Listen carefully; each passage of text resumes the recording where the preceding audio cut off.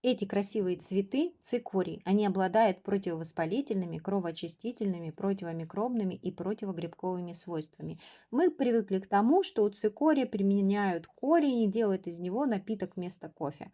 А здесь у нас про научное травничество, и мы поговорим про научные данные, которые доказали мощнейший гепатопротекторный эффект цветов и травы цикория.